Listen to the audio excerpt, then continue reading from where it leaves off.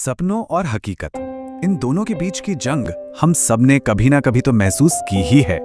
तो चलिए आज गोइंग प्लेसेस कहानी के जरिए किशोरावस्था की उन्हीं उड़ानों और जिंदगी की जो कठोर सच्चाइयां हैं उनकी दुनिया में थोड़ा और गहरा उतरते हैं। कभी ऐसा हुआ है कि आंखें तो खुली हैं पर दिमाग मन कहीं और ही सैर कर रहा है, एक ऐसी दुनिया में जो हमारी असलियत से बिल्कुल अलग हो। ये कहानी एक ऐसी ही लड़की की है जिसके सपने उसकी छोटी सी दुनिया में समा ही नहीं पाते।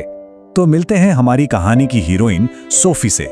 देखने में तो एक आम सी लड़की है, स्कूल से घर लौट रही है अपनी दोस्त के साथ, लेकिन उसका दिमाग वो बिल्कुल आम नहीं है।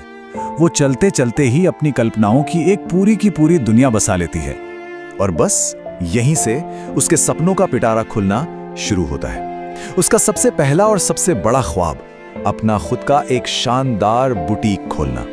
ये सिर्फ एक सपना नहीं है, ये उसकी असलियत से भागने का एक टिकट है, आप कह सकते हैं। लेकिन रुकिए, सोफी की उड़ान सिर्फ एक बुटीक तक ही नहीं है। नहीं, एक पल में वो सोचती है एक मशहूर एक्ट्रेस बनूंगी, दूसरे ही पल ख्याल आता है नहीं एक फैशन डिजाइनर बनना है, या फिर शायद पहले एक मैनेजर बन जाऊं, थोड़े पैसे जमा कर लूं। मतलब उसकी कल्पना की कोई सीमा ही नहीं है। लेकिन सपनों के ऊंचे आसमान में उड़ते हुए भी हकीकत की जमीन कहीं ना कहीं पैरों को वापस खींच ही लेती है ना। सोफी के लिए ये हकीकत की जमीन है उसकी दोस्त जेंसी और उसका अपना घर, जो उसे बार बार याद दिलाते हैं कि वो असल में कहाँ खड़ी है। जेंसी वो आवाज है जो हकीकत बताती है। वो सोफी को बड़े प्यार से समझाती है कि भाई उन दोनों की किस्मत में तो बिस्किट फैक्ट्री में काम करना लिखा है। वो जानती है सपने देखना एक बात है और उन्हें पूरा कर पाना बिल्कुल दूसरी।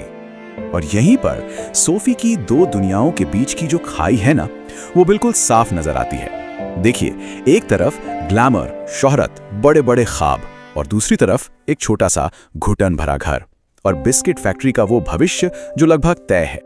अब जरा उसके घर के बारे में सोचिए।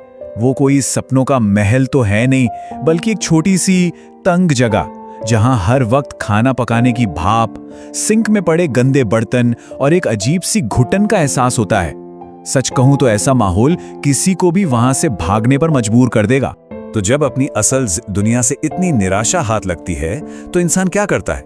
अपनी कल्पनाओं में एक नया रास्ता ढूंढता है। सोफी के लिए ये रास्ता उसके बड़े भाई जेफ से होकर जाता है।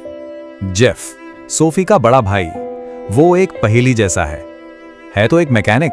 स्कूल छोड़े 3 साल हो गए, काम से लौटता है और बस अपनी ही दुनिया में गुम हो जाता है। ज्यादा बोलता नहीं है और उसकी यही खामोशी है ना, वो सोफी को और भी उत्सुक बनाती है।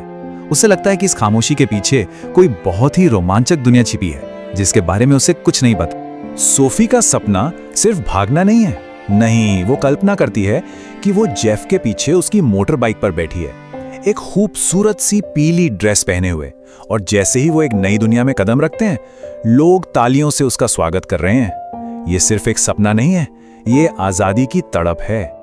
और अब कहानी एक बहुत ही दिलचस्प मोड़ लेती है। सोफी अब अपनी कल्पना को एक लेवल और ऊपर ले जाती है। वो एक कहानी गढ़ती है, एक मशहूर फुटबॉल स्टार से अपनी मुलाकात की कहानी, और ये कहानी वो सिर्फ और सिर्फ अपने भाई जेफ को सुनाती है। वो जेफ को बताती है, मैं डैनी कैसी से मिली। ये सिर्फ एक लाइन नहीं है, ये एक ऐसा राज है जो उसकी कल्पना को एक बिल्कुल नया मोड़ देता है। ये महज एक झूठ नहीं है, बल्कि अपने सपनों की दुनिया को हकीकत में बदलने की उसकी पहली और शायद सबसे बड़ी कोशिश है। और अपनी इस कहानी को बिल्कुल असली दिखाने के लिए वो उसमें छोटी छोटी डिटेल्स जोड़ती है। वो उसकी हरी आंखों के बारे में बताती है, उसकी कोमल आवाज के बारे में। ये सारी बारीकियां सिर्फ एक वजह से हैं, ताकि जेफ, उसका भाई, उसकी इस काल्पनिक दुनिया पर यकीन कर ले। लेकिन कल्पनाएं कितनी भी खूबसूरत क्यों ना हो, अक्सर हकीकत की एक ही टक्कर से टूटकर बिखर जाती हैं। सोफी का ये जो निजी सपना था वो भी बिखरने लगता है जब ये कहानी उसके परिवार के सामने आ जाती है। और ये होता कैसे है? जेफ, वो भाई जिस पर सोफी सबसे ज्यादा भरोसा करती थी, वो उसके पिता को सब बता देता है। बस सोफी का राज अब राज नहीं रहा। अब उसकी ये कल्पना सिर्फ उसकी अपनी नहीं रही, बल्कि उसे परिवार की कठोर हकीकत की अदालत में पेश कर दिया गया है। और फिर शुरू होता है घर में टकराव। सबसे पहले जेफ पिता को सोफी का राज बताता है फिर पिता का रिएक्शन, जाहिर है गुस्सा और अविश्वास। वो सोफी को चेतावनी भी देते हैं कि ये कहानियां उसे मुसीबत में डालेंगी, लेकिन सोफी वो जेफ से कहती रहती है कि उसकी कहानी सच है। इस पूरे टकराव में सोफी के सपनों की दुनिया सवालों के घेरे में आ जाती है। और उसके पिता की ये जो चेतावनी है ना, ये सिर्फ एक डांट नहीं है, ये एक कड़वी सच्चाई का आईना है। ये हमें बताता है कि कल्पना की दुनिया में ज्यादा देर तक जीने के असल दुनिया में गंभीर नतीजे भी हो सकते हैं। और आखिर में ये कहानी हमें एक बहुत बड़े सवाल के साथ छोड़ जाती है। क्या एक खूबसूरत झूठ एक कड़वी हकीकत से वाकई बेहतर है? क्या अपनी निराशा भरी असलियत से भागने के लिए सपनों की दुनिया में जीना ठीक है, या फिर हकीकत चाहे जैसी भी हो उसका सामना करना ही एकमात्र रास्ता है? ये एक ऐसा सवाल है जिस पर सोचने की जरूरत है।